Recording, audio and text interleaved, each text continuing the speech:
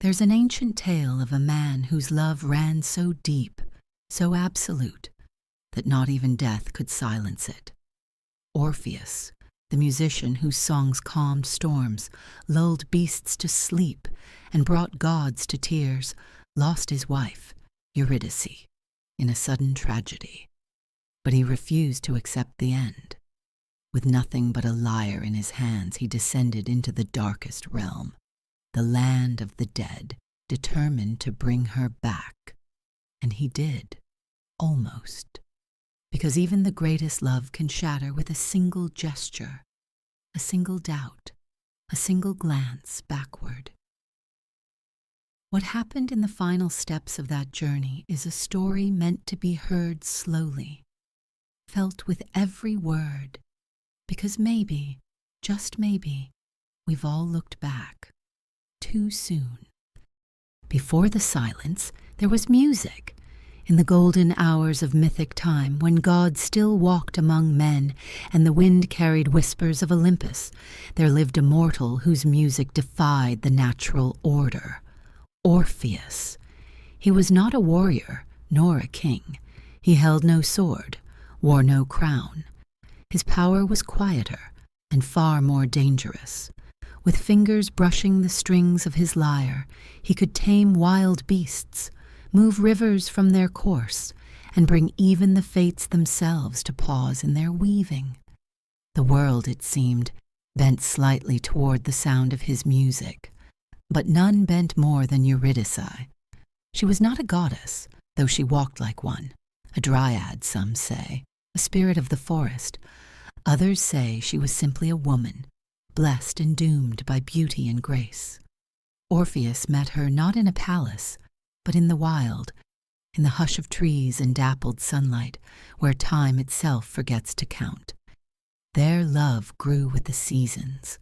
They danced to his melodies, slept beneath skies thick with stars, and whispered promises too soft for history to record. No one expected tragedy. But myths are not told for their gentle endings. It happened quickly. A step, a hiss, a cry. One moment she was beside him. The next she was gone, a serpent in the grass, a bite sharp with poison. And death, uninvited, uncaring, stole her from his arms without a single word. Orpheus shattered. His music grew wild, wordless, broken. He played not for joy, but to scream. The birds no longer sang with him. The trees bent away from the sound. Even the gods, who once smiled at his gift, turned their faces with unease. Some say he stopped playing altogether. Others say his fingers never stopped, that his grief poured endlessly through the strings until the world itself could no longer bear the sound. Days passed, then weeks. But Orpheus did not move on. For some, love ends with death.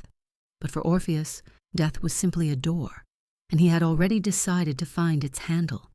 And so he turned toward the one place no mortal dares walk willingly, the realm of shadows, where even gods tread softly. If Eurydice was beyond life, then he would follow her beyond death. Not all doors are meant to be opened, but Orpheus, broken, grieving, resolute, went in search of one that no living soul should cross. He wandered through forests thick with fog, climbed hills that whispered in tongues older than men, and followed rivers whose waters remembered the dead. He sought the entrance to the underworld, not a place, but a boundary, a line between the breath of life and the weight of finality. Most believe that only death itself grants passage. But Orpheus knew a different truth. There are other keys besides dying. Music was one. The lyre at his side, once a cradle for lullabies, now bore melodies that bent the fabric between realms. It is said that the stone mouth of the underworld appeared to him not in a temple or tomb, but at the root of a forgotten mountain, where time pooled like stagnant water. The entrance gaped like a wound in the earth, rimmed with jagged teeth of obsidian. And Orpheus stepped through, not with armor or torch, but with the trembling notes of a single song. The air shifted. The moment he crossed the threshold, sound itself became strange. Every note stretched longer, echoed further, like it was falling forever into blackness. Shadows moved unnaturally. Some whispered, some wept, some watched. The dead do not sleep in silence. The deeper he walked, the more memories clung to his skin like mist. Regrets, longings, half-formed faces. These weren't just lost souls, they were echoes of grief, a chorus of what once was. But Orpheus didn't falter. His fingers strummed softly, almost reverently, his body trembling, not from fear, but from the memory of her name, Eurydice. He reached the river Styx. Its waters were thick as oil and dark as grief. The boatman Charon appeared from the shadows, faceless beneath his hood. He said nothing, but when Orpheus played, the silence was answered not with denial, but with a boat drifting forward. The ferryman rowed. Orpheus's song danced across the water like breath on a mirror. On the far shore, Cerberus waited, the great three-headed guardian, jaws large enough to snap memory in half. But the song softened even him. The beast whimpered, lay down, and closed its eyes. Even terror bows to grief when it's sung purely enough. At last, Orpheus stood before Hades and Persephone, king and queen of the dead. They were not monstrous. They were not cruel. Hades sat in stillness carved from night. Persephone's gaze was distant, as if remembering spring. Orpheus said no words. His fingers spoke instead, and what poured from the lyre was not music, it was memory. The crackle of firelight while Eurydice laughed, her footsteps chasing his across dew-soaked fields, the silence of waking without her, the kind of ache that language can't hold. The court of the dead fell silent. Even the shadows ceased their weeping. When the final note died, Hades did not speak right away. He simply stared, and then, quietly, gave his answer. "You may lead her out of this place," he said, "but on one condition." Orpheus listened, holding his breath like it might break. "She will follow behind you, step for step, but you must not turn around, not once, not until you both have reached the world of light." No glance, no whisper, no confirmation that she was truly there. Only trust. And trust, in the underworld, is the most fragile currency of all. And so began the most delicate walk in myth, a man climbing out of death, a woman trailing behind, silent as shadow, and a single rule hanging between them like a thread. Don't look back. But what happens when the silence becomes unbearable? What happens when the heart outruns the faith? The hardest part wasn't reaching her. It was believing she was there without ever seeing her. The deal had been made. The underworld had answered his plea. And now Orpheus was walking upward, step by step, heart pounding, feet echoing across stone. Behind him silence. No whisper, no breath, no sign. Eurydice followed, they said. But how could he know? What if it had all been a cruel trick? What if she had tripped, or strayed, or been swallowed again by the dark? What if she had never been there at all? The tunnel that led back to the world was long and winding, a path carved through shadow, wrapped in fog, bordered by jagged walls that pulsed like living stone. Every step forward was a test, not of strength, but of trust. Behind him, the silence grew heavier, not empty, but expectant. His fingers itched to play, but he dared not touch the strings. The music had brought him this far, but now, the absence of music was the trial. And time in that place didn't move the way it did in the world above. Minutes felt like hours, steps felt like centuries. His love once so vivid and bright, now felt like something imagined, a story he had told himself over and over, until he believed it was real. Orpheus tried to recall her voice, the weight of her hand in his, the warmth of her breath when she slept. But memory is slippery in the dark, and the more he tried to hold her in his mind, the more she seemed to fade. Doubt grew teeth. What if he had failed? What if they had lied?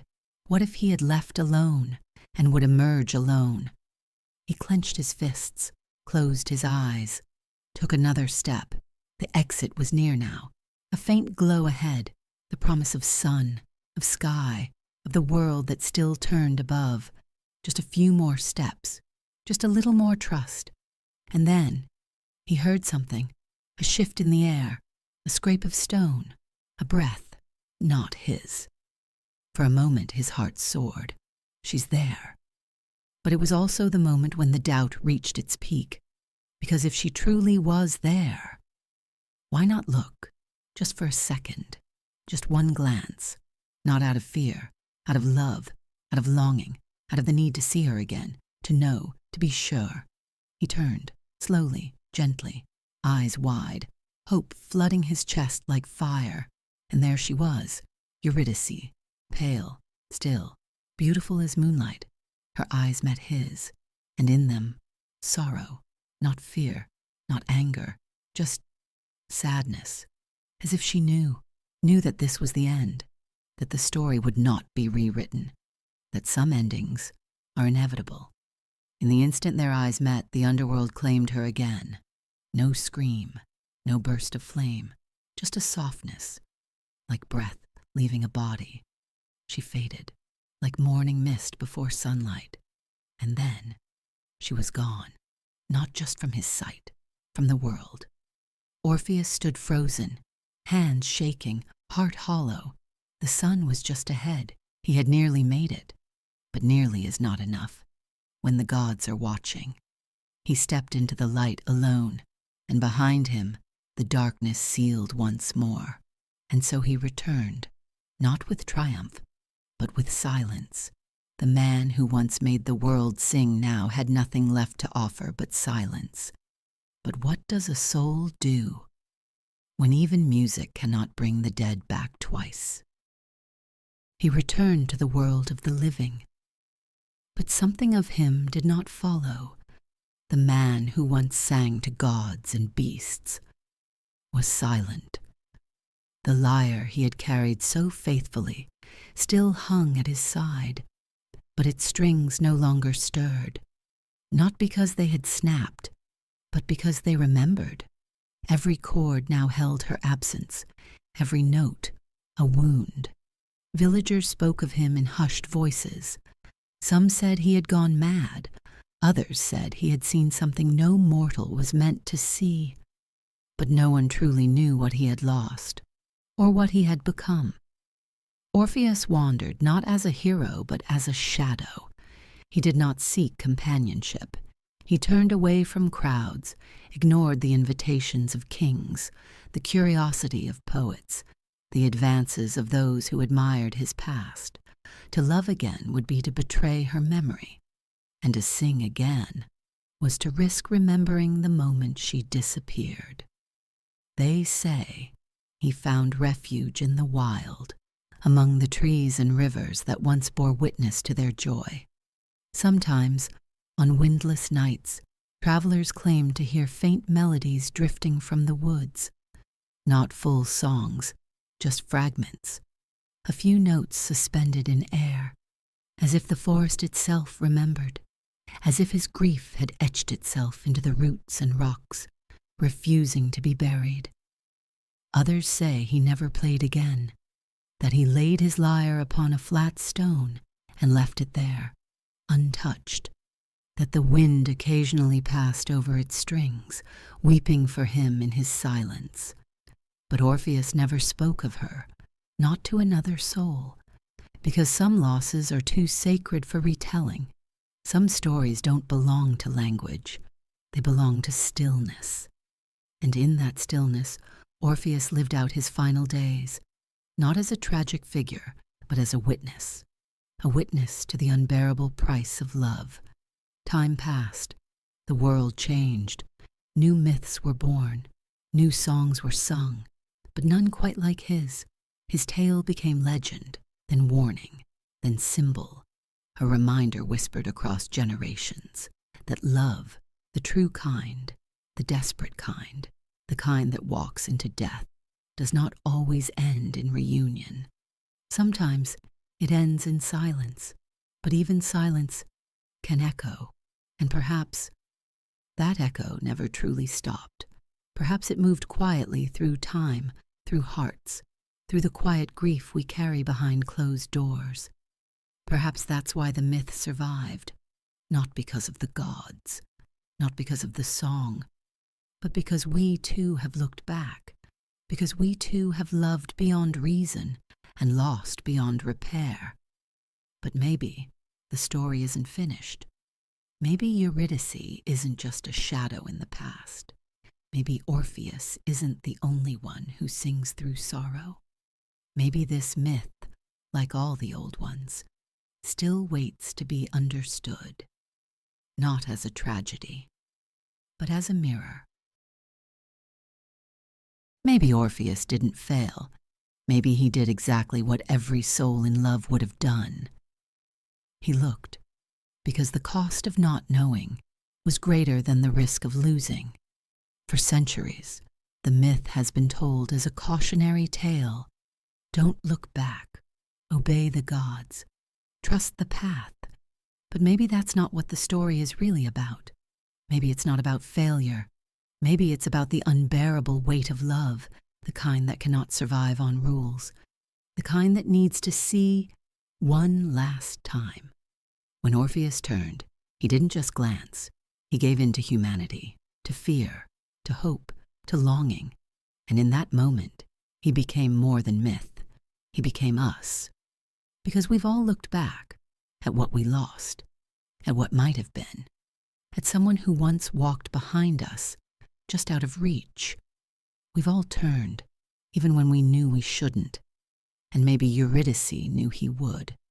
Maybe she was already reaching for him, ready to forgive the rule they both knew he'd break. Maybe, in that single look, they said everything love can say without words. The myth didn't end because he turned. It endured because he did. Because it's in that moment, fragile, desperate, human, that the story becomes immortal, a reminder that even the most divine love is still breakable. So when we hear of Orpheus today, we don't just hear music. We hear ourselves in every choice made too soon, in every goodbye that came too late, in every glance that changed everything. Perhaps that's why the myth still whispers, not to warn us, but to tell us, you are not alone, in love, in loss, in the silence that follows. Somewhere, even now, a song rises from the dark.